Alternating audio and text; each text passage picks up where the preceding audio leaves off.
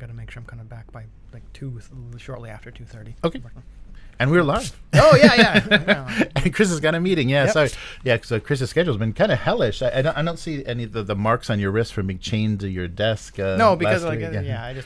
I wasn't changing my desk last week. My shift just changed from like 2 to 11. And you know what? It actually wasn't terrible. Oh, good. Apart from the fact of like getting home at like midnight. Right.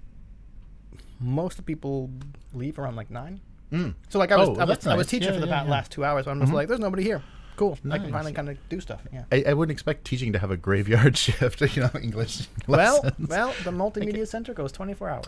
It doesn't go 24 hours. It almost goes 24 hours. So it's remote, so it's people like logging in from home and stuff? Yeah. And why we can't log in from home, I don't know.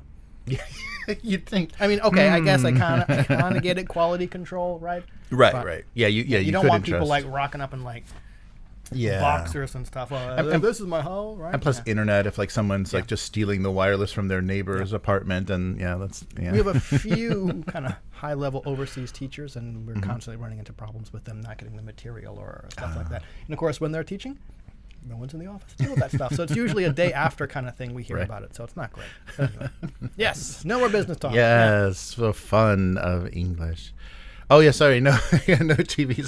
So Matt co-hosted last week, and I had a little TV graphic to put Matt in. It was pretty good. Yeah, because it even had like the reflection of the tube, an old CRT. Yeah, it looked pretty good. I think it looked so good that I didn't really notice it. Oh, I was just like, yeah, I wanted a whole setting so it looks like like a paneled den or something from the 70s with some bad carpet and an old TV. That would be nice. All right. So what have you been up to? I've seen some tanks. Yep. Trying to get those little 6mm tanks done, and they're basically done now. Last step was adding the little quadrant markers on the thing because that's relevant to the game, right? Right. Basically, which way your tank is facing, because the gun swivels independently from which way you move. So you have the gun. That's why I magnetize the gun so you can like rotate. So yeah, the guns have to be pointing us a specific quadrant. Yeah. Nice. And, using up those coffee grounds. Oh yeah, for asphalt. Yeah, which looks surprisingly cool. Oh, that's cool. Very cool. So used or unused? Used. Okay, used. yeah. I'm not going to waste the caffeine on coffee grounds, right? There you go. Nice. And collect it from the machine at work. Oh, nice. Sustainable and ecological. Yes, Nice. yes. And also weird if everyone seems to be scraping out the machine at work. Like, what are you doing? There's the benefit of coming in super early when no one else is there, just surreptitiously like steal all the grounds. Yeah. So you leave your pockets are full of coffee grounds? No. I plan ahead and bring like dedicated little Tupperware containers to scrape them into. I'm not sloshing around with coffee grounds in my pocket. Yeah. Nice. Oh, very cool. All right. Yeah. So we got our next deadly session of Blade Runner tomorrow. Oh, looking forward to it.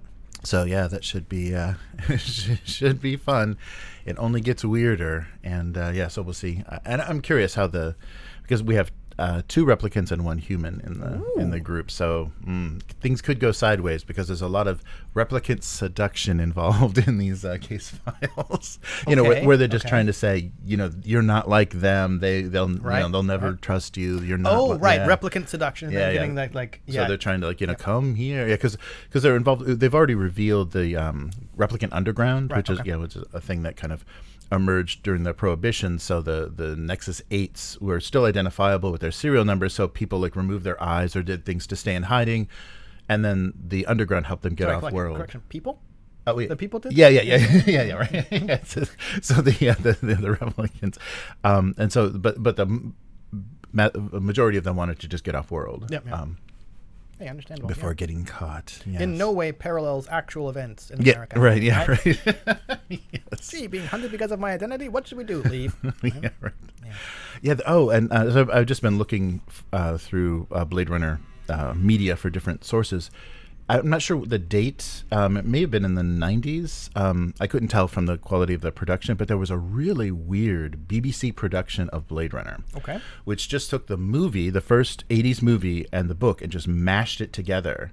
And half of the actors had British accents, half of them had grizzled American accents, and it was bizarre. Like they kind of missed the point. They just cherry picked everything that they wanted to do. And I'll spoil it for everybody because you shouldn't watch it. You shouldn't listen to it. It's pretty terrible. So Deckard murders his electric sheep at the end of the story. Okay.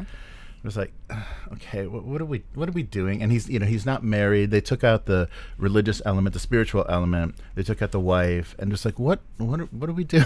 What Nothing, is this? apparently, I guess. It was really, really weird. And Bryant was a huge, much bigger part of it. It was very odd. It was very, very odd. Yeah, and just how they depicted everything. I guess it's like, it's grisly film noir, gumshoe kind of, so let's go gruff as possible. So the voice actors were just nuts. Smoked like 15 cigarettes before each take. Right. It was just over the top. Yeah, but it was really strange because it had an interesting sound design at the beginning. Like they did this thing, like in the movie, where it's just these like weird sound collages of like singing in Chinese and like strange mechanical ships taking off and just odd sounds of the city. And like, oh, that's pretty cool. But then when they got into the story, it was like, what? Can we go back to the sounds, please? Yeah, what's going on? Just make it a concept album. Yeah, it was really weird.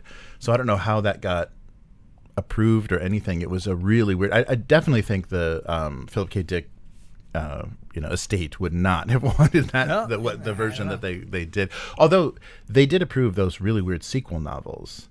I haven't read them. Yeah, they're weird. Do you not recommend? No. I started the first one, and immediately they just like murder everybody. They're just like killing everybody from the movie. Oh, and Deckard sleeps next to a coffin that keeps Rachel in suspended animation and wakes her up. Freeze. Okay. Yeah, wakes her up once a month for an hour to extend her life. It's bad. Okay. Bad stuff. But so there's not good Blade Runner media out there. I haven't read the comics. Well, there is now because the actual play. Yeah, that's right. There is now because the Upturned Table actual play is the best Blade Runner media you're going to find. You heard it here first, and only. Right? Yeah, right. Not approved by the estate of Philip K. Dick, but nonetheless, yeah. So that's been really weird. Because I've just been looking at stuff and trying to get find interesting mindset and get the opposition between replicant and human and kind of some fun ideas. So if the players surprise me with something, I kind of have a direction that I want to take things. So a different kind of prep than like stalking a dungeon. Yes, right. But no less legitimate, right? Right. Yeah. Because they really, that's the heavy thing. It's really streamlined, really simplified. You're only playing Blade Runners. You have a case you have to solve. It's an investigation. You're on a clock, and so it's very limiting. But the kind of pull and push of the human replicant humanity, like doing your job versus being human, is a really nice dynamic. And there's two forms of XP in the game based on that, about sparing lives or eliminating every replicant that you find. Then you get brownie points at work. but I like that a lot. Yeah, sometimes that a very narrow focus can help people kind of maybe not better get into the characters, but like, this is the game, right? This is what we're doing, rather than trying to be everything and all at once. Yeah, and just kind of wander off into the desert, like, okay, I guess we're playing a survival game now. Right. All right. Well, should we get into this weird? Ooh, okay. How weird we this get weird it. weekend. Right. Well, actually, maybe before I didn't have notes for this, but this so is we're something. Free-winging it. Yeah, that's not a word. This is something that came up right before. Matt brought this up right before, and so I didn't have this in my notes. And I watched a video and read a little bit about it online. But a very strange, and Matt, help me out if I go wrong with any of this, but Justin Alexander got caught. So the funeral for Janelle Jacques will be live streamed tomorrow. And just previous to this, and actually during the time that she was in a coma, he published a book. Okay. How everything you ever wanted to know about dungeon mastering, but we're afraid to ask. Like, a really bad title. I don't know who the publisher was, but on his blog a while ago, he had posted an essay about what he spelled it Jacqueing a dungeon. Okay. So using her design style to multiple entrances in a dungeon, non-linear, to make it very interesting, replayable, and something that the characters can explore instead of just A to B to C to D, and it was so initially he misspelled her name, and so she requested, can you please make that change? My name has an S in it, please spell it correctly if you're going to use that term. And so he credits her for a lot of inspiration from his design and things. But when he published his book, he talked about this same technique of dungeon design and called it Xandering. after Alexander. Okay. Yeah. So he named it after himself, and people freaked out. And then so he answered this by saying that I was doing it because she told me to change it because I spelled the name wrong. Okay. And then there were like 3 reasons, and the third reason was, and the lawyer from my publisher said I shouldn't use somebody else's name in my book for legal reasons. Okay. So I replaced it with his. So but he went back to that blog post and changed the title of that Jacquesing to Xandering. And so people online are like, what are you doing? You're trying to erase this person that just passed, while they were in a coma, suffering from a condition that ultimately took their life. You're playing around with like putting your name over theirs as far as a technique for dungeon design. So yeah, people freaked out pretty hard about. I think I caught bits and pieces. Oh of yes, this, yeah.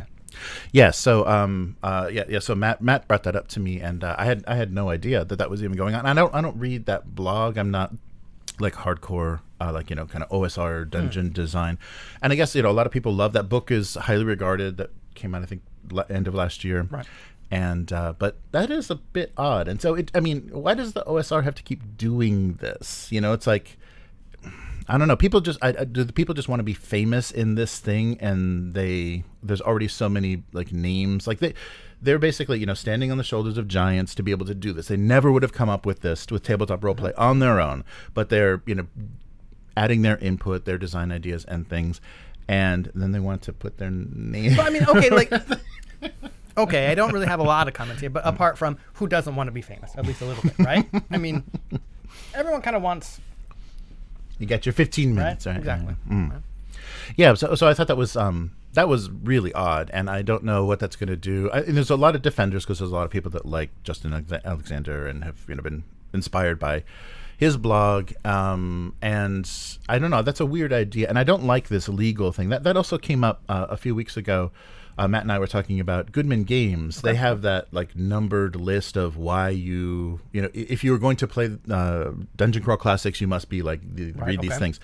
And one of the entries was all the names of the designers, Gygax, Arnes, and Jacques, everybody. And they deleted that list of names. They kept the list of names for the artists, but they deleted the list of names of the designers and just said a very general kind of thing about so that sounds like it was a legal decision as well too, like or maybe just distance ourselves because we're not going to be we're not using the OGL anymore, that's over, so distance ourselves from TSR. Maybe it's that, or the other thing that I can think of is like thinking about like not Creative Commons license, but thinking the sort of license or the credits that lots of indie games put out, where it's like you're free to use this in any way you want apart from these stipulations.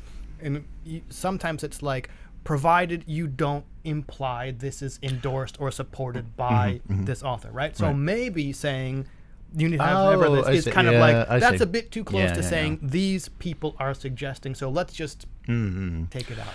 I don't know if that's the case, but that's the thing I'm people are just getting a lot of bad legal advice, and the legal system isn't going to protect you. The little guys are never going to do well. You're always going to be just stomped by somebody with an in-house counsel. So remember that. All of these changes, just go with what is the right thing to do, the ethical thing to do, not the legal thing to do. But anyhow, so I just wanted to bring that up, Matt. I think I saw a little bit of that conversation, and there's only so many Blue Sky posts I can go back before I go, I've lost interest, right? Especially if it's like a conversation that I'm not directly involved in, because sometimes it's really hard to figure out, like, okay, who's being referred to and what. And after a while, I'm just like, not that I don't care. I just have other things that I need to do with my time.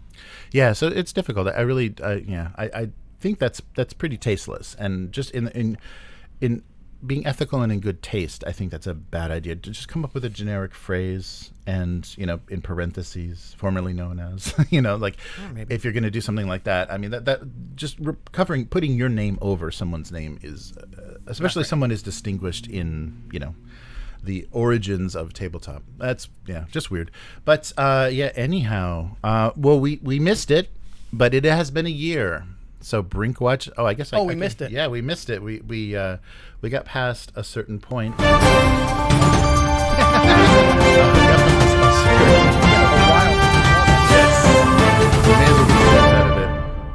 Honestly, guys like me can't leave soon enough.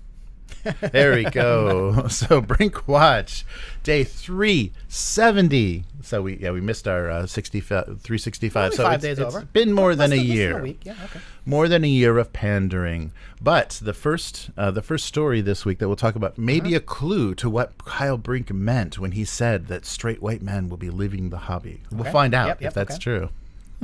But so it's not doing any good. All of our watching has not done anything. I guess a watched Brink doesn't resign, I guess is what we've learned. That's an awkward mouthful, but okay. So that's an old saying my mother told me. Oh, is it? Okay. Applicable in so many situations, yes. Right? So let's stop. We may stop watching the Brink, and hopefully it will happen on its own. Brink. Yes. Or if there's a soundbite. If Kyle returns, back from the Brink. Back from the Brink. There he goes. Yeah, he needs to return to the podcasting interview circuit so we can get some more weird quotes. But anyhow, let's get started for this week. The topics that I actually have notes for. Ooh, okay. Right. Welcome to the Weekly. I'm Jeremy. I'm Chris. And this week on the Weekly, Tencent buying Dungeons and Dragons? For 10 cents. Question mark. Yeah, for 10. That's how much you're worth. Question mark. Question mark. Come on, Dungeon Rescue. Rogue Trooper movie. Okay. Kind of peripherally. Tabletop related. And tabletop Kickstarters are down. In decline.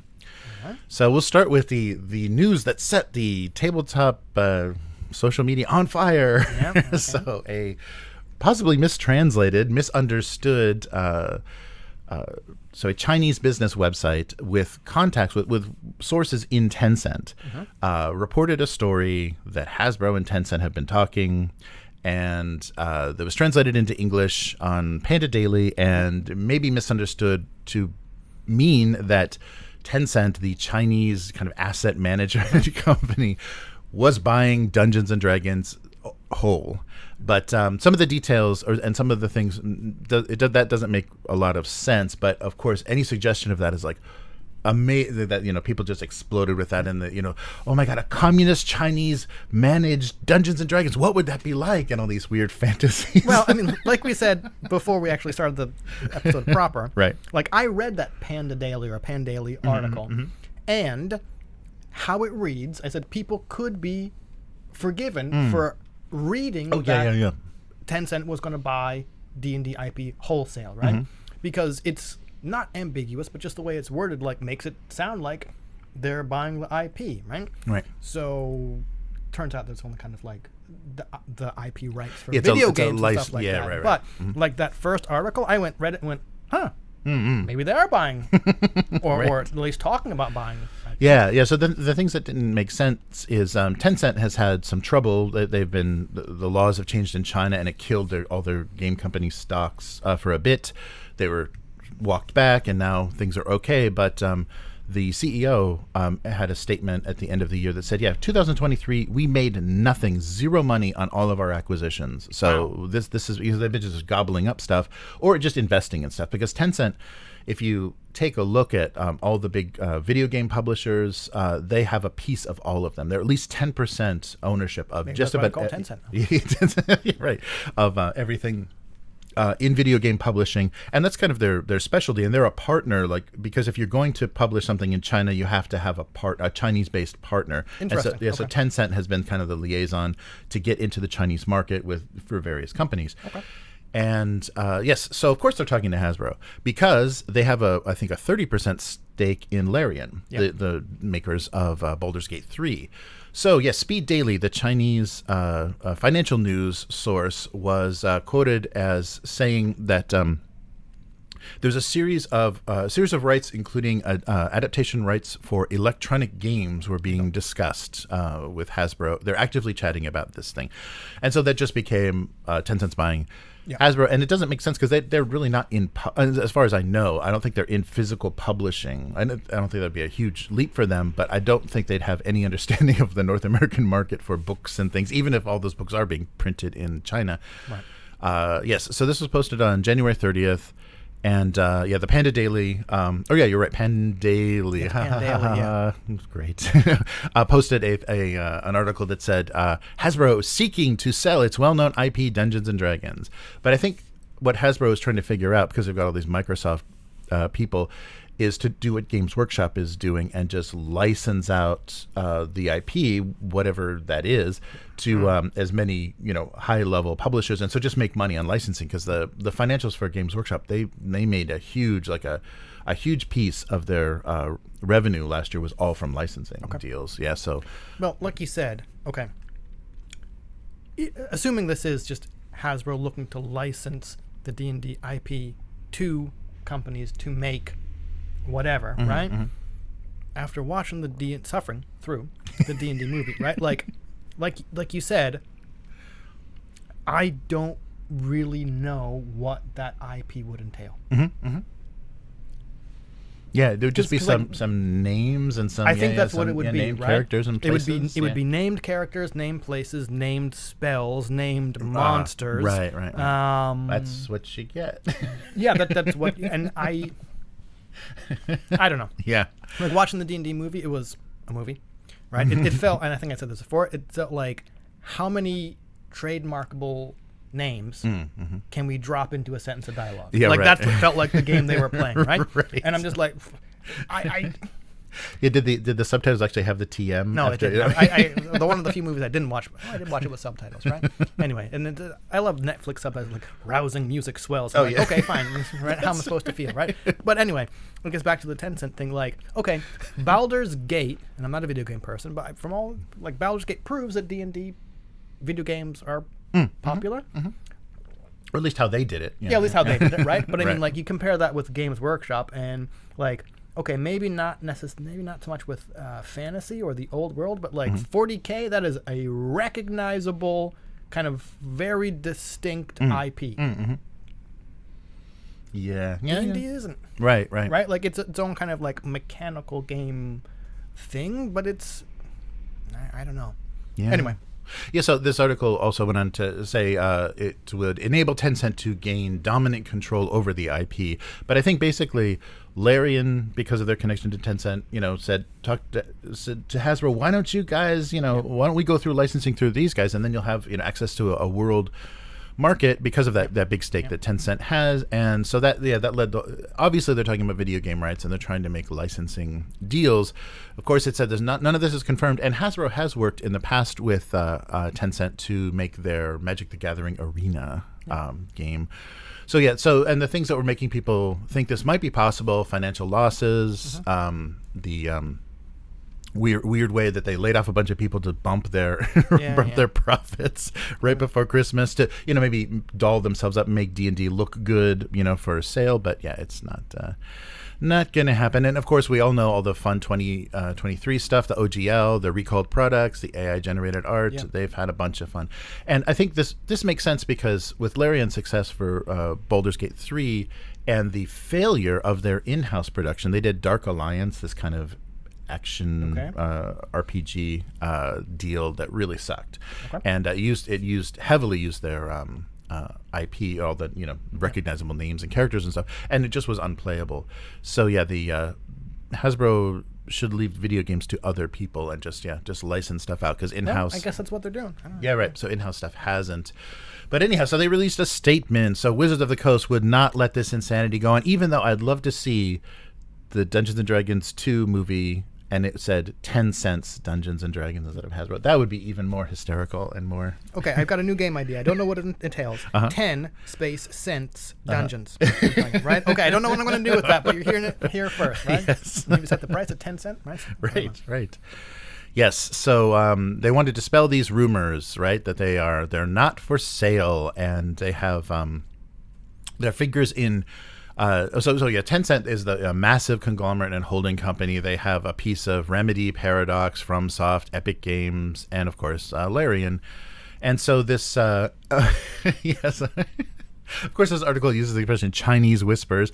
The Chinese misunderstanding of that Speed Daily article, the translation into English, caused this. And the statement from Wizards of the Coast is as follows: we regularly talk to Tencent and enjoy multiple partnerships with them across a number of our IPs. We do not make a habit of commenting on internet rumors, but to be clear, we are not looking to sell our D&D IP. We will keep talking to partners about how to bring the best digital experiences to our fans. We won't comment further on speculation or rumors about potential mergers or acquisitions or licensing deals. Okay.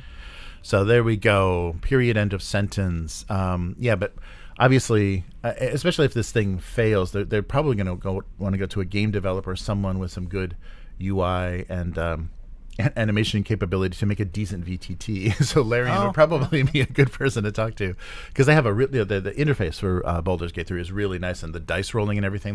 That would be great if that was implemented. Something that felt like that was implemented in the VTT. But yeah, so we don't know what they're doing, but we had fun for a minute there going, wow, yeah, the Chinese censorship hitting D&D. Like, the most fun I had was, like, seeing someone go on, like, a random book talking about how, like, think about your dollars going to fund, like, some communist and all the censorship. And then someone commented, like, I got news for you about America, right? Right? Wait, our dollars go to... Yeah. I don't know, like, even if Tencent did outright buy D&D, like, all the stuff that's happened in 2023 alone has proven to me that as long as the fan base continued to get their elf books, they wouldn't care who owned it, right? Yeah. No, that's like that's they'd still keep. I mean, maybe some people would leave, but the majority, I think, would not. Mm-hmm. Yeah, I don't think, and especially if they were hands off, if they're just managing the money, just like telling them to be more aggressive in certain revenue streams or whatever, I don't think people would even notice. And as long as they were placated with a lot of publishing, keep cranking that stuff out. But yeah, so that was funny. It was fun for a little while, but weird. But that's how I don't think tabletop is ever going to be big enough to be swallowed up in that way. But at the same time, Embracer and some of these other Chinese groups have kind of passed around Dark Horse Comics. So I don't think Dark Horse Comics is exactly a huge thing, a huge publisher. So. It's interesting that maybe we'll see that weird thing happen. Maybe a bit of a tangent, but do you think that like the kind of not do it yourself, but the kind of more freeform nature of things like tabletop role playing games compared to movies, books, whatever, which have a very we control the IP, like we decide what happens, right? Yeah. I wonder if that makes kind of a solid IP thing more attractive to asset companies, whereas like people can do whatever they want in this thing, or it seems harder to kind of lock down what an IP is. Going into our discussion about what is the D&D IP, right? Yeah, and I think it would be quite a sell to get a Chinese massive Chinese conglomerate like that to understand. Wait, you buy 3 books and then you're done? Oh, Oh, why would we buy? Why would we have any interest in this at all? And people would get disinterested and stop buying your books. Yeah, so we're in the midst of the never-ending 5th edition, if that's even a thing. What's going on? I don't know. They should just update it to 50th edition, right? Yes, and 50E, right. And so, what is your guess about the ceiling, the limit for the price of one of these, exclusive anniversary celebrating items? I'm going to say like $2,500. There will be something available at that price point to celebrate D&D. I honestly have no idea. I have no idea, right? Any number I kick out is going to be wrong, right? Because we've already seen like $500 dice sets and all the Beetle and Grimm kind of scale stuff. If stuff comes in a wood box, it's going to be pricey. So I'm curious. We'll see by the end of the year what they've actually tried to stuff down the whales. 50th anniversary gold? Oh yeah, I don't know. Or is it? I couldn't tell you. Yeah, I don't know. I haven't gotten there yet. Yep. Neither have I, right? So what do we do? But anyhow, so moving on to more crazy tabletop news. Death threats, doxing, and IP deals. So, Mythic Games, which we've talked about their kind of fall from grace. They were, one of those $1 million Kickstarter companies that were doing the kind of Ameritrash board games with tons of plastic. And their recent too, they had to sell off or kind of give wholesale to someone else. Right. I mean, not wholesale is the wrong one, but for Kickstarter fulfillment, because it's just we can't do it. Right. Yeah. That certain someone is CMON. Yeah. So the CMON deal has stirred up a lot of anger amongst people that have pledged and people that are supporting these games. So in 18 months, the company went from one of the highest earning on Tabletop and Kickstarter to just having so many incomplete projects and having no hope of ever getting through anything. So the thing that caused the first thing that caused the big trouble was the $5.6 million crowdfunded Darkest Dungeon. So everyone pointing to the pandemic and the shipping and international cargo, spiraling costs, and they they outsourced finishing this completely to its remaining workforce and for Darkest Dungeon, and they have given up delivery on 2 Kickstarters worth a combined $3.2 million, selling those IPs to CMON. So those 2 IPs are Hell, the Last Saga, and Anastyr.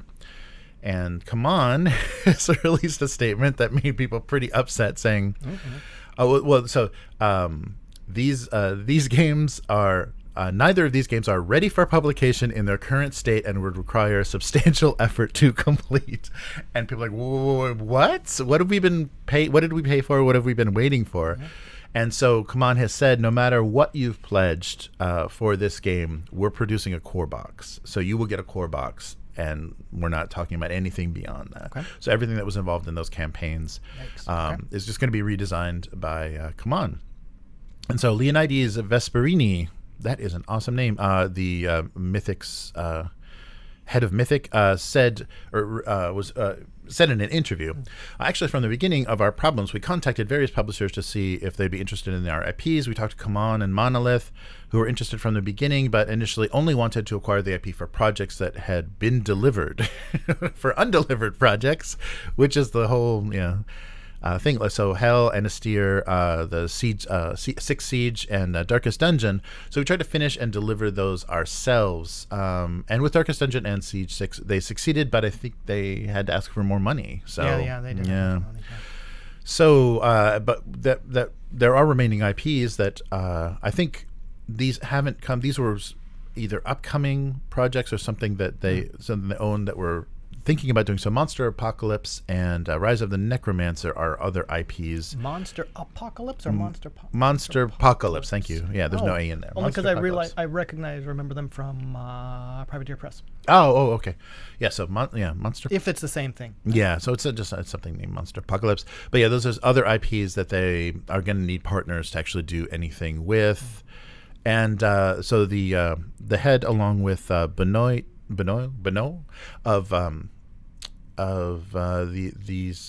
Mythic said that because of this deal, they are receiving death threats and have been doxxed and are getting all sorts of fun harassment from pissed off fans. And Kickstarter comment sections go south real fast. That's the modern age's Necronomicon, right? Just you cracked it open, you get what you deserve by reading that stuff. But I mean, gamers going to be gamers. So am I surprised about the death threats and doxing? Sadly, no. But I mean, just like, people, relax, right? Yeah. I understand. I don't know. Like what I read too. Like I understand people getting angry about like, okay, well, I think Mythic said something like we'll refund on like a first come first served basis, but like there's like a backlog of like potentially like years of people saying I want my money back. So right. Yeah, this does go back years. Some people have been waiting up to 3 years so far for some things. So yeah, this is really sad. So Mythic was responsible for 15 projects, 13 which have shipped or are about to ship, which includes Mythic Battles, Pantheon, Time of Legends, Joan of Arc, Solomon Kane, Reichbusters, Super Fantasy Brawl, Time of Legends, Joan of Arc 1.5, and Enchantress East Quest. And also Stormwatcher, Super Fantasy Brawl Round 2, so they're already doing sequels. And then, of course, Darkest Dungeon, which they swear they're fulfilling right as we speak. So yeah, that's amazing that they had such. And I guess though it is that weird treadmill though, and that problem that we talked about with companies getting on is they have to start another project to pay for the project they haven't finished yet. When they get cost overruns and surprising shipping, they end up doing that thing where it's just like, okay, one more, we got to keep going. I mean, like, okay, even if they planned everything perfectly, like as perfectly as they could, you can't anticipate fluctuations in shipping costs, material, stuff like that. So, I mean, I'm not saying they did a horrible job, but I mean, like, there are reasons why Kickstarters kind of can't be delivered, or you might say, we're going to suddenly need more money. Like, we planned to the best of our ability here, and it was impossible to foresee this. So, but, like you said, I mean, that's the danger of, I don't know if this is the case, but that's a danger of getting on the Kickstarter treadmill, where, we need the funds from this new Kickstarter, to fulfill the previous one. Yeah. Yeah, so it's tricky. So Mythic said we don't plan anything else for Mythic Games until we've delivered or found a solution for the undelivered campaigns. That and solution might be, sorry everybody, yes, you get nothing. Chapter 11. And and they also said, don't blame Kickstarter, even though Kickstarter lets you have multiple projects, even if you haven't fulfilled them, lets you have multiple projects. This was all their, it's like blaming the drug dealer, right? Yeah, right. No, blame the drug, right? Right. Yeah. Yes. So they're not their fault. All they did was let us get in this position. Yes. Or made it able for us to get in this position. Huh? And there was another quote from this interview. We have to admit that this game, I think speaking of Darkest Dungeons, was as it was conceived from the beginning, it was excessively difficult, if not impossible, to complete with our current means, despite the enormous resources already committed, whether in terms of team, time, or budget. New 3-stat RPG. Time, budget. Right. Unless, of course, we were to ask backers for a financial contribution. A contribution for this game would far exceed what we've been asking for other projects, knowing that backers would have to wait a long time to receive it. This does not seem unacceptable solution to us. Yeah, so I guess asked about specifically the Hell and Anastyr, the ones they turned over to CMON. They said there's no hope for these.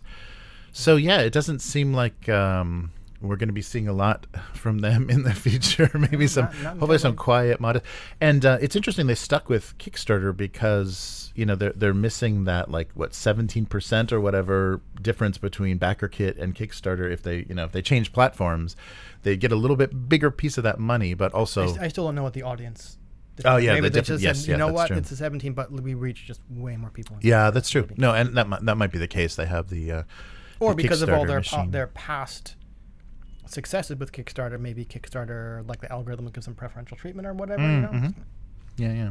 So this isn't completely unprecedented, though, this CMON deal, because Steamforged did a similar thing with Blacklist Games to help them fulfill their beat 'em up Street Masters. So they helped make that possible because they were running into trouble. Yeah, that's too bad. Blacklist was looking good. They do that big box of fantasy miniatures, and they did their own miniatures game, and they've just run into problems getting stuff fulfilled. But so what a mess. And we'll there's maybe one more reason that things are happening we'll talk about at the end here. But a real quick note on a new movie coming out. So Duncan Jones, formerly Zoe Bowie, is directing a new Rogue Trooper movie, and it will use the Unreal 5 engine. So he directed Warcraft, the Warcraft movie. So a lot of CG and a lot of CG characters. So doing a completely animated movie is not out of the realm of it's not insane because he did a mostly animated movie with Warcraft. So writer-director Duncan Jones is going to be doing a movie version of the well-known comic by Dave Gibbons and Jerry Finley Day, Rogue Trooper. So Rogue is a genetic infantryman fighting on New Earth in pursuit of the traitor who sold him and his comrades out. And the soldier buddies' personalities have been transferred into Rogue's kit. His helmet, gun, and backpack are sentient. So it should be pretty. It's going to be an interesting thing to put on the screen, and it has kind of a sci-fi, but also the look is a little bit more Vietnam era. So it's going to have he's a blue guy. It's New Earth, but it's going to have an interesting tone. They're going to have to be careful about how some of this stuff looks. But but it's an animated feature coming out. Principal photography is finished, so I don't know if that's how much photography do they need, right? Maybe that's motion capture and stuff. Yeah. So there's a press release for the movie saying 2000 AD offers a very different flavor of comic action, political and brutal at times, but always with a Python-esque twinkle in its eye. So the Dread movie from 2012 was a taste of what 2000 AD has to offer, and now we want to show the world another side of the beast. So it is a genuine privilege to be given the opportunity to make Rogue Trooper. Okay. I don't want to see another side of the beast. I want to see more Dread. I want to see more Carl Urban as Dread, right? Yeah, right, yeah. That was good. Yeah, I know. And they're talking kind of in the talking stages, there's still that Dread series, and it's not going to focus on the judges. I don't know what they're possibly I don't know. So that may be a thing. And the Rebellion CEO, Jason Kingsley, said, Road Trooper has been filmed at our dedicated Oxfordshire film studio and combined beautiful storytelling with our iconic 2000 AD comic book universe with animation and production technology from the video game industry. We cannot wait for everyone to see these incredible stories brought to life on screen. They've been talking about this for a while, using game engines and game technology once they got realistic enough to make films. It'd be interesting if they go all in with this, if Rebellion has the funding to at least do modest budget animated versions of all, because they've got a lot of properties, a lot of interesting properties that would make that Rebellion owns and would make interesting you know what I want to see? I want to see like PS1 era graphics. Right? Yeah, the low poly. Low poly. With the faces just kind of there we go. Cool. Yeah. Give me the like golden eye. Yeah, right. Yes. Yeah, we had the era of that when people were kind of hacking those assets and making the machinima kind of. I think that'd be hilarious. Yeah.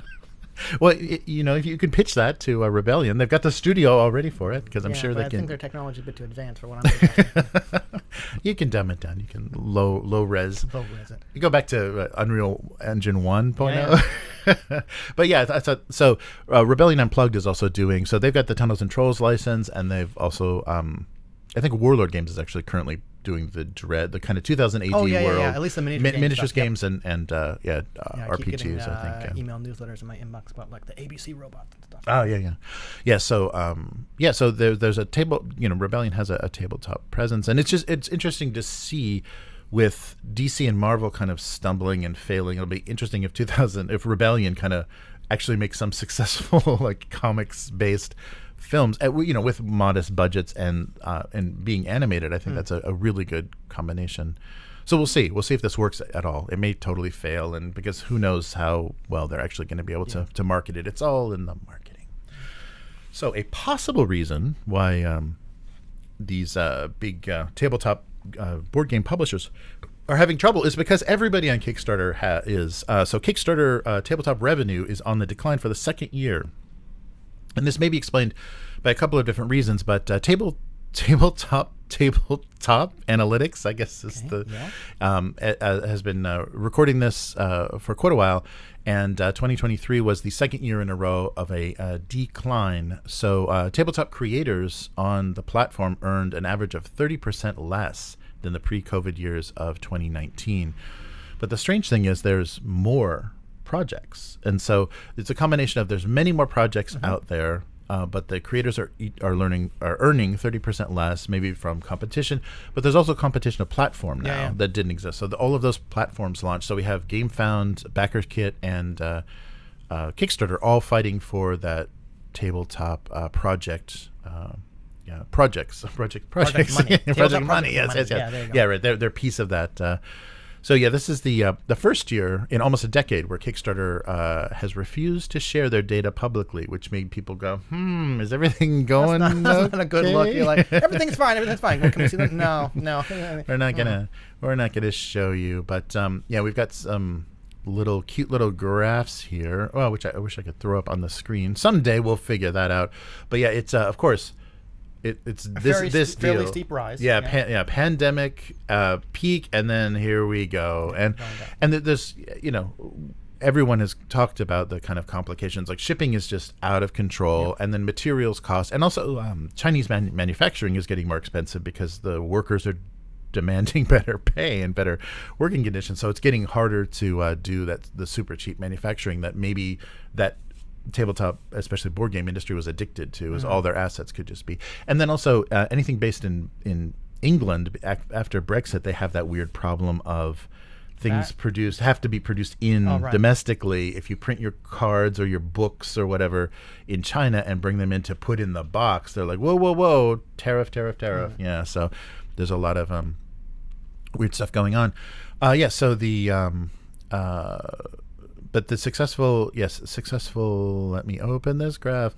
A successful tabletop things are still on the rise. So it went from, pre-pandemic was 2,700, now almost 5,000 successful projects just within the tabletop category. So it's coming close to doubling. It's a lot more lot more competition out there. So yeah, it's maybe like that's the biggest reason. yeah, and we only have so many hobby dollars to spend, and so and so we're seeing that less of those projects hitting multi-million dollars because there's just not that many customers left. So the article talked to Adam Poots, creator of Kingdom Death Monster, about what do you think about this? Are you worried? Because they rely heavily on Kickstarter. So if the data here is accurate, there are so many factors that could contribute to this crowdfunding fatigue, multiple crowdfunding platforms. People aren't spending like they were during the first bit of the pandemic because they weren't getting all that government money. And it seems more natural than alarming to me. That's a pretty reasonable take, yeah. Yes, and Jamie Stegmaier of Stonemaier Games said more creators are either crowdfunding for the first time or returning to crowdfunding, providing backers with a wealth of choices. But the total funds backers are willing to pledge aren't increasing. There are a lot more. There's a lot more competition for each backer's attention. I think this is important data for a creator to have as they plan for different funding scenarios, particularly for budgeting sunk cost expenses like art, graphic design, and advertising, and for estimating manufacturing minimum order quantities. So very business minded. But yeah, that was the. That was the other interesting thing. I don't have that table from the, but the amount of money that each person was willing to spend has gone way down too. Okay. 'Cause it used to be. But is that per project? Yeah, per project. Right, yeah. Like the average pledge amount that people would it's now like just over $200, where it was like closer to $400, $500 before. Yeah, people were going all, those all in, you're the king, you're the best pledges are not being supported in the same way anymore. And so things are coming down to around the $200 is all you're going to be able to get out of somebody. I mean, again, like competition and just more stuff. Yes, yeah, exactly. So that's going to contribute to. So I think that golden age is basically over, and because of the multiple platforms, people aren't going to get the reach. They're not going to get the response. So you're not going to be able to bank on multi-million-dollar projects. Rank the previous one. You're not going to be able to say, okay, well, we've had a couple of these in a row, so we can keep this ball rolling. Yeah, it's not going to. The customers just aren't there anymore. The supporters, that's right, that's what they call them. Supporters. Even the cash cows, right? Yes, the supporters, because it's not a pre-order. Remember, it's not a pre-order system. You are Mythic Games proves it's not a pre-order. Yeah, right. You're throwing your money at a dream. Yeah, basically. So I don't know. I wonder what's because there isn't.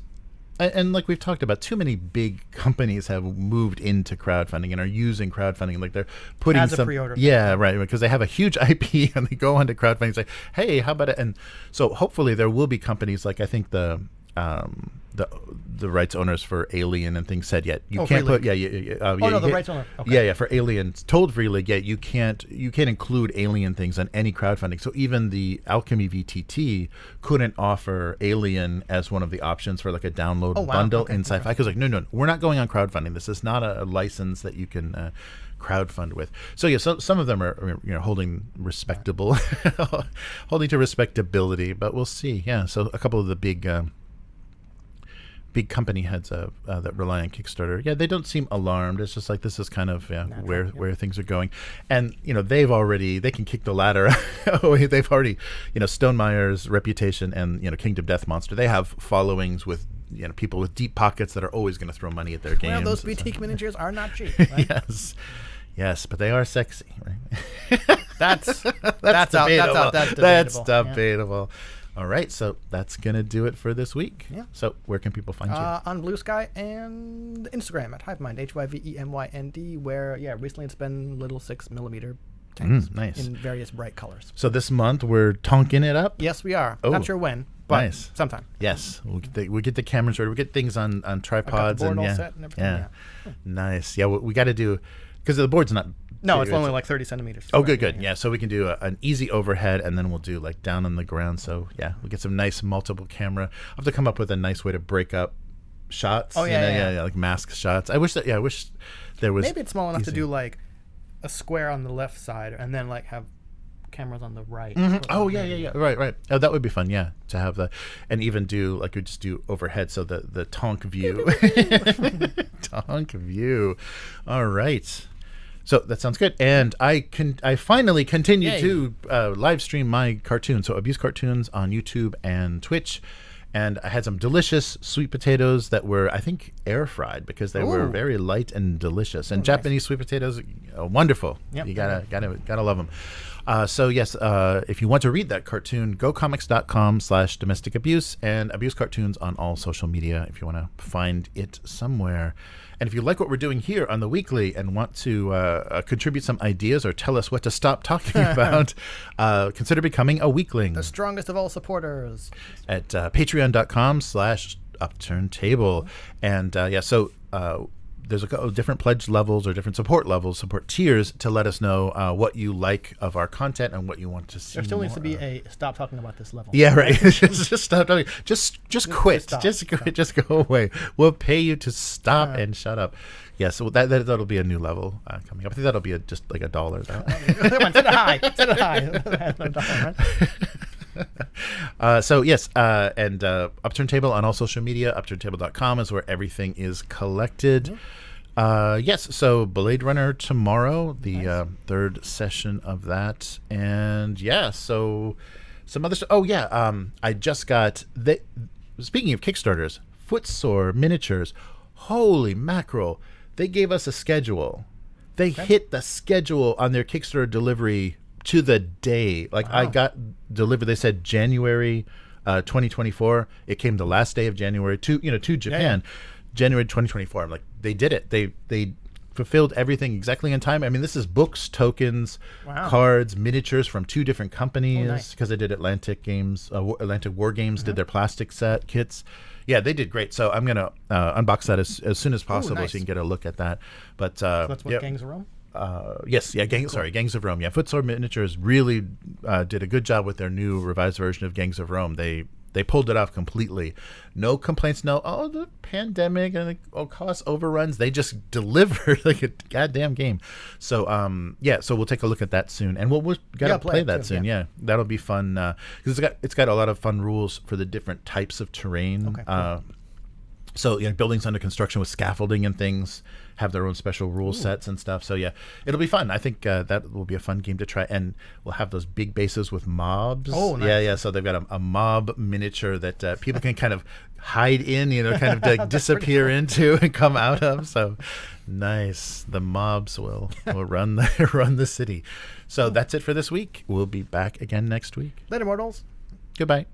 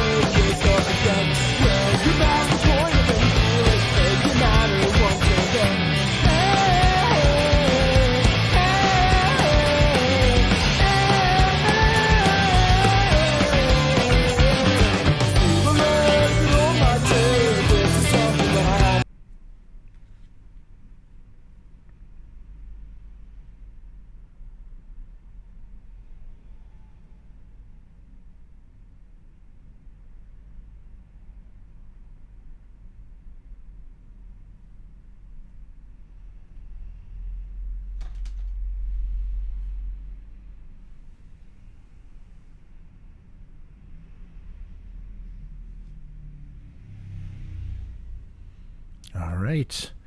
So Chris had to get back for a 3:00 meeting. So I think we're just about perfect. Just about enough time to get back to the office.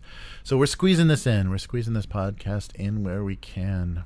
So how is everyone doing? So yeah, I hope I did justice to the that topic. I just wanted to mention, it wasn't in the notes or anything, Matt, but I wanted to mention that Justin Alexander deal. But good to see everybody in the chat, Miguel and Matt, and I saw some other names popping up. Did we get raided by some other? Oh yeah, Soviet Gnome said, "Oh my God, Mythic, yes." What are they doing? Yeah, I don't think they're going to be. I think their trust is pretty broken. Oh, the Hugo. Oh, that's right. The Hugo Awards thing. Yeah, I forgot to mention that as well. Nice. Oh, interesting. Oh, so Privateer Press did create Monster Apocalypse, and Mythic Mythic had it. Wow. So the Discord, Soviet Gnome is saying there's a Discord dedicated to hating on Mythic. Nice. Trying to get your money back. Oof, good luck. Yeah, I can imagine that's not going to be easy, especially if they're based in Europe too. I'm sure that's not going to be fun.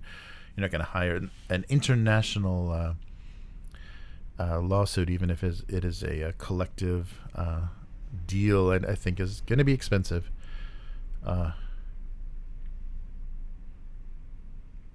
Let's see. Oh, interesting.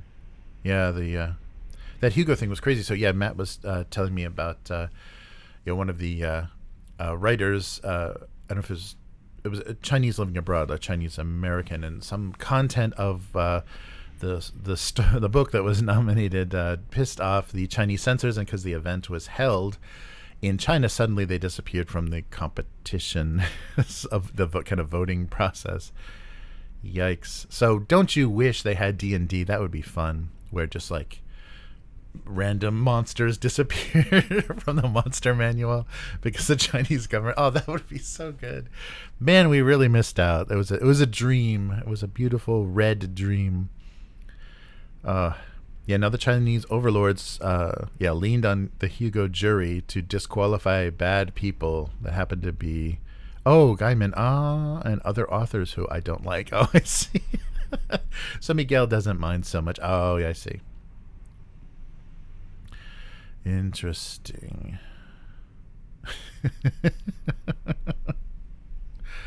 Nice.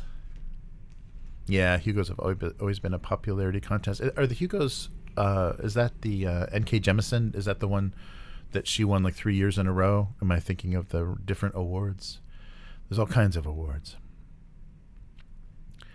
But yeah, she was able to put on that whole trilogy. Hugo Award winning. I think it was the Hugos. Oh, nice. $75 to vote. Great. Yeah, it's so weird. All of the awards. Matt says, "Dude, Rogue Trooper movie, I am in." Yeah, especially if they're going to do CG, because that seems to be, it could, a lot of the 2080 properties. It's like you probably have to do them with heavy CG because they're just ridiculous. Like the design, takes advantage of comic book and kind of goofy character design and illustration. So it's going to look silly to put somebody in in army kit and paint them blue. So it should be cool. Yes. Loved that book back in the day. Yeah, it should be really fun. And they keep that's the great thing. I think because they don't have that massive weird thing. They have a lot of history and a lot of stories, but they don't have that weird out of control thing like Marvel and DC have. So they keep things in print. Like you can read the classic stuff easily, like cheaply and easily for the 2080, their major characters. And it's a little bit harder unless you buy like those, they used to do. Marvel used to do those, I forget what they called them, like the Essentials. That's right, Marvel Essentials on newsprint, basically, that were easy to get a hold of, but I don't think they do those anymore. Nice. Oh, Soviet Gnome is a Rogue Trooper fan too. Yeah, it should be cool to see. And it's Duncan Jones, so hopefully, yeah. I mean, some people had some nice things to say about how he handled Warcraft. I wasn't I thought the acting and stuff the casting was odd, but the CG stuff worked. So we'll see how that goes. Oh, they made a decent video game too. Oh, that's right. There is that's right. There is a Rogue Trooper video game. Nice.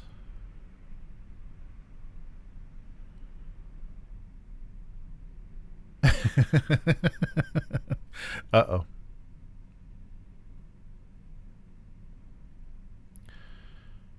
Let's see. Yes, yeah, right. Soviet Gnome, you're right. Their Kickstarter is also they never had competition before, and these are they basically now have competition from their pledge managers. So these systems that people were using for fulfillment and tracking orders that they registered for. So you had a Kickstarter account, then you had a BackerKit or a GameFound account, and now those are platforms as well to compete with. They're a little bit more confusing, it seems like, because I get all kinds of weird notifications for campaigns on I think it might be GameFound, maybe both GameFound and BackerKit, that I didn't back, but maybe I went to the page, and they'll just spam your account with stuff. So it gets a little confusing. It's like, I know I didn't back this. Why are you sending me updates? That's the one thing that's nice is Kickstarter. You don't get updates unless you've financially backed it. So you're kind of reminded of, oh yeah, that still hasn't finished. That still hasn't fulfilled anything. So we'll see.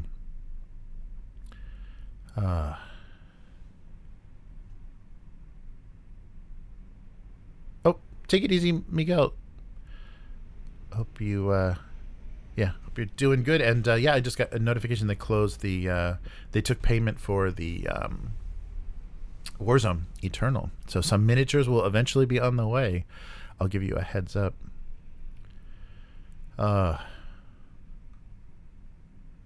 Nice. Yeah, right. Yeah, and K won 3 in a row, a whole trilogy. It's like, that was good. Oh, the second book was great. Oh, the third book, of course we can't. Once I did the first 2, it's like, I guess we have to give her one for the third. How could we not? People wouldn't buy the third book if it didn't have that little foil sticker on it. I like her world building. I think she is angry, a little bit angry about some things, but I really like her approach to world building, and I like her prose. But some people have said her criticism of her writing is it's kind of I can't think of a good word. Not emotionless, but there's no the characters don't have a lot of inner life, that they're more just kind of representing some ideas or something she wants to get across. But I think it's very interesting and unique world building. The stuff I've seen her, the little video essays and stuff, or talks she's given about world building, I think is pretty cool. But we'll see. And yeah, that's right. And they even did I can't think of the name of that trilogy, but they even did an RPG, a tabletop RPG that I don't think is fulfilled yet, but based on that setting, that world. Although I think the illustrators they hired didn't really do it justice. It looks just like Dune. Yes. I ended up just backing the book. But I got some miniatures for Miguel because we talked about it so long. But yeah, I didn't end up going in on any of the miniatures. It just didn't, that style, that Atomic Mass, whoever those guys are, it was better than their first attempt, but it didn't thrill me. It still has that same look. I mean, which is a good kind of middle step between the chunkiness of the 90s and then the too generic or too human real scale style of more modern stuff. The proto stuff had a more, well, no, I guess, yeah, the proto stuff was, the design was very different from the traditional stuff. 5th season, thank you, Soviet Gnome. Yes. Yeah, I like those books a lot. I like that story a lot. I haven't read anything else by her, but those books are good. But yeah, they did a tabletop RPG, so we'll see. I don't know if that's fulfilled yet. That was going on for a while. But yes, so Matt is afraid now. Maybe Matt won't show up tomorrow. I don't know. Keep Perez alive. If you don't show up for the session, then your character can't die, right, Matt? So it should be. Blade Runner is just so deadly. It's we'll have to see how it goes. But yeah, so our third session, actually the second official gameplay. The first one was more wrestling and character design for our session 0. Yeah, so it should be good. Nice. Yeah, it should be fun. I can't wait to see, and I'm gonna try to drag Terry into the conflict, kind of the human replicant divide, and see how he plays Bishop. Yeah, so that'll be interesting. It'll be fun to see how that stuff goes. Yeah, looking forward to it. Nice. Oh, nice. Yeah, that's cool. That's cool that the Jemison stuff still has a good reputation. Nice. Oh wait, what?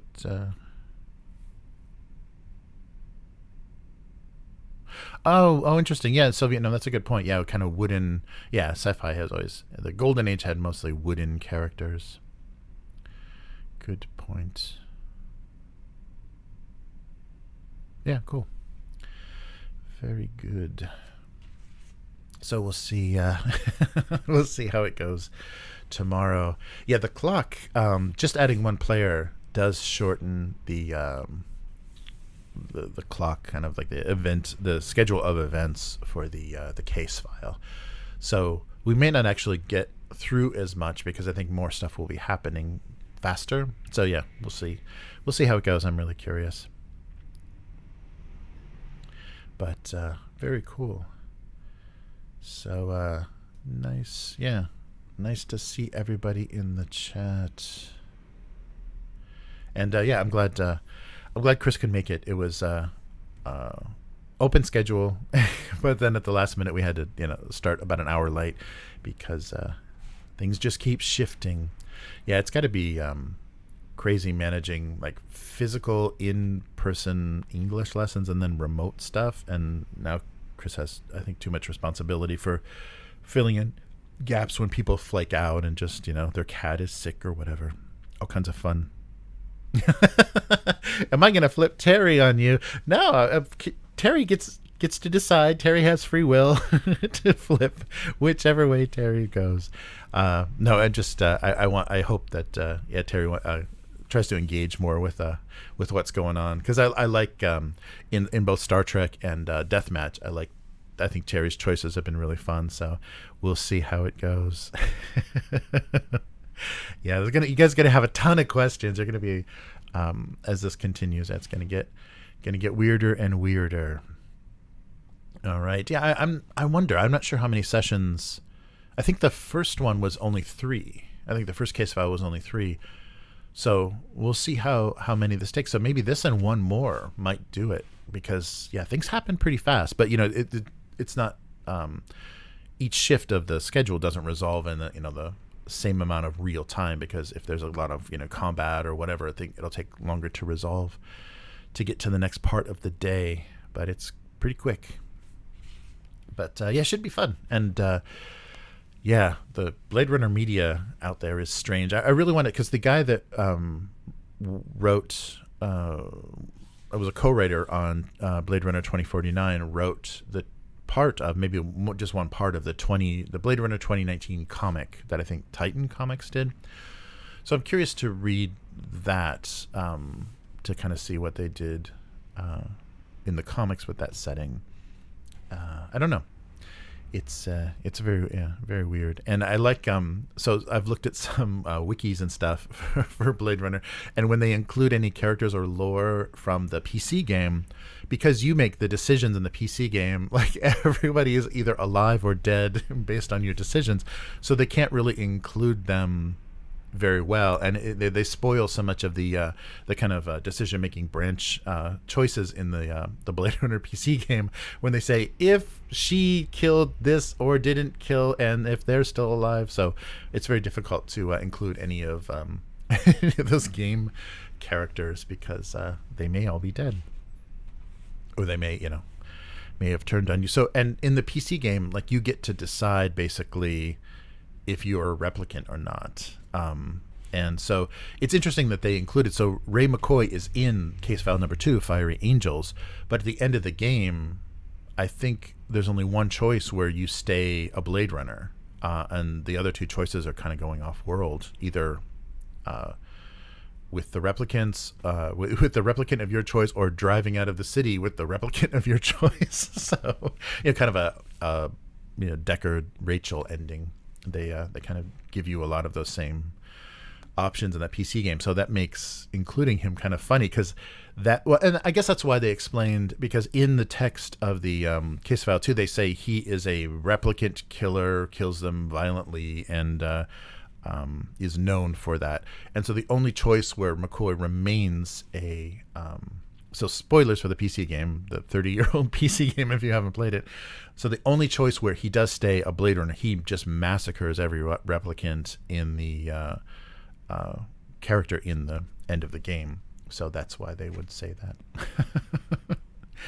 that. Oh yeah, like the theatrical ending. Yeah, it's weird. They the PC game, it's funny, and it's interesting that how much they've pulled, Free League has pulled characters from that game, because there's some fun stuff, but there's also, it's just a trashy 90s PC game. So I think it's well regarded because it's simulated those choices simulate kind of the tone of the first movie. But yeah, you do get the driving into the into the Shining extra footage at the end with Rachel if you want, and yeah, you do get a weird like going off world with the replicants. And so I think looking at all of this media, I definitely have to give credit to Free League for how they kind of parsed what is interesting and what is fun and what to include and what's just kind of throwaway stuff that doesn't really work very well. They pulled some interesting things, so you're kind of like they're teasing you and kind of engaging you with different parts of Blade Runner media, but not not going too overboard in kind of this weird dogmatic service of whatever they've established as this like canon lore of the setting. I think it's good. Good stuff. Boo. That's the ending you get. Perez is going to be driving the spinner out into the countryside with someone. With your mom. That's right. That's going to be it. I don't know how long we got, but me and mom. Does anyone know how long they got with their mom? Oh, okay. Well, I'm looking forward to it, Matt. So see you then. And thanks everybody, Soviet Gnome and Miguel and Matt. Thanks for hanging out in the chat. It's good to see you guys, and we'll do this again next week. So subscribe to the channel to get notified when we go live for Blade Runner, and of course those will get archived, so you can watch them after the fact if the timing doesn't work where you live. And yeah, thanks everybody so much. Thank you to the patrons. Of course this audio goes on to the RSS feed for the Patreon, and I'm gonna figure out a way to get the 10-hour audiobooks on Patreon linked somehow so you can enjoy those. It's just they don't want you to do that, so I'll figure out a workaround. So thanks so much, and talk to everybody soon. So take care. Goodbye.